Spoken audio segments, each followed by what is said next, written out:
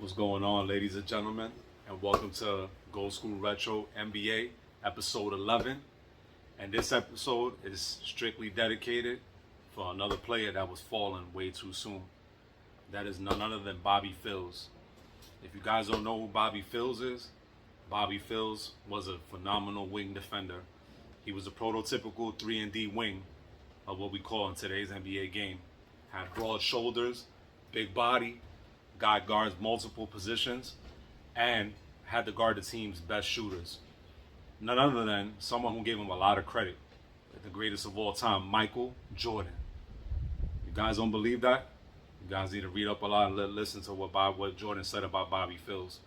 He said he was one of the toughest defenders he had ever faced. This is the greatest player of all time, telling you that he's the greatest defender that he ever faced. That's saying something. Unfortunately, Mr. Phil's life was cut short in a horrific car accident on a highway. His family and friends, my condolences to all of you guys. I'm doing this episode in dedication for him and for you guys. So let's get it started. Bobby Phil's career started in Louisiana, where he was born and raised. Went to Southern School, and then proceeded, after going to Southern School, Catholic School, went to Southern University, where in his final senior season, he led them in three-point field goals, and almost hitting 4 per game. The whole NCAA. That's a wonderful feat from Bobby. Goes into college, gets drafted by the Milwaukee Bucks in the second round, 45th pick. And this, if you want to talk about a guy that had to grind and get it out the mud, this was Bobby Phills. Bobby Phills was eventually cut and sent down to the South Falls at the CBA, the formerly known the Continental Basketball Association, which is kind of like what the G League is now. Grinding his way back up. The Cleveland Cavaliers had a slew of injuries during that season in '91. They ended up picking him up and taking a flyer on him. He told the coach that, hey, listen, I'm willing to work hard and get better and do what I can to help this team. And to be noted, he led them to 4 playoff appearances, and he was a crucial part of that, along with those many good 90s Cavalier teams with Terrell Brandon, Shawn Kemp, and a slew of others. He basically just worked his way up from pretty much nothing. A lot of people weren't really big on Bobby Phills, especially the team that drafted him. And rightfully so, with the Cleveland Cavaliers, he earned his spot as a big brother guy. A lot of people don't realize that Bobby Phills had a really big, strong body. He was kind of built like a football player, I would say. A lot of people that had to go up against him and that had to score on him, they said that they would leave with bruises. They would, basically say yo, he was really one of the toughest defenders that they ever faced. And rightfully so, man. I mean, this guy was amazing. This guy could shoot the 3. I mean, he was a marksman from 3, shooting at the 39% clip. So that's telling you something right there. How good Bobby Phills was. And fortunately, I had the joy of watching him as a kid and going into my teen years. And I enjoy watching him because I come from a 90s Knicks fan era where you like guys that defend well. And he was one of those guys that you could admire from afar, even though he wasn't a part of your team. He defended so well he played shooting guard. You could put him in the 2 or in the 3 slot, and he was sliding rightfully so. And I remember those runs that the Cavs went on that he was a part of. There was one point where he held Michael Jordan to 9 for 23 field goals. He had Jordan in prison, man. I want you guys to really take the time and watch it, man. I think there's a YouTube clip on it, and you can see, man, he was just all over Jordan, giving him hell, man.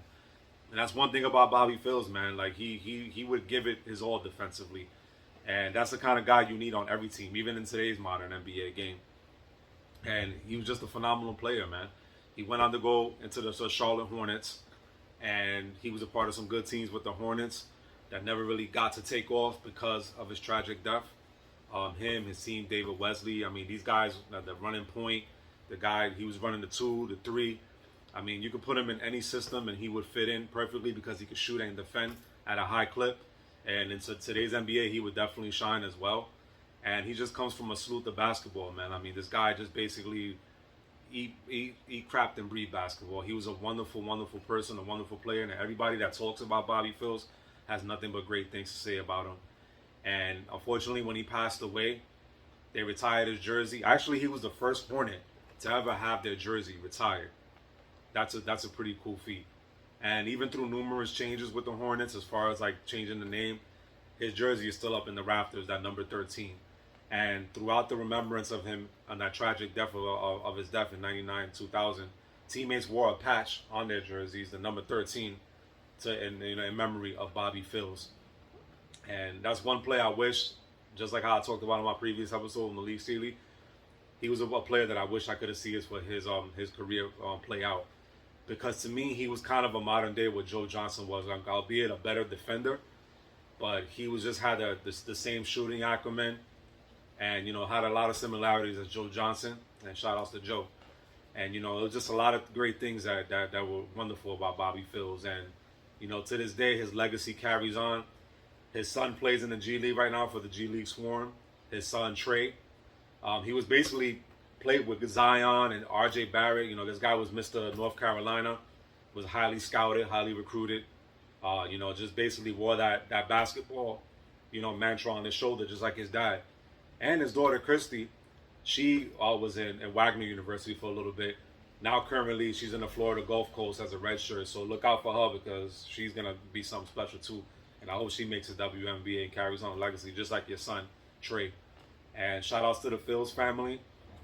This episode is for you guys in remembrance of your late great husband, son, father. So shout out to the Phills family. We do this for you, brother. Rest in peace. And that's it for Gold School Retro episode 11. Stay tuned because I got more heat coming for you. Make sure you like, subscribe to the channel. Show me love on Spotify. I'm on all platforms. Spotify, YouTube, Apple. Make sure you guys tap in, all right, guys? Love you. 1.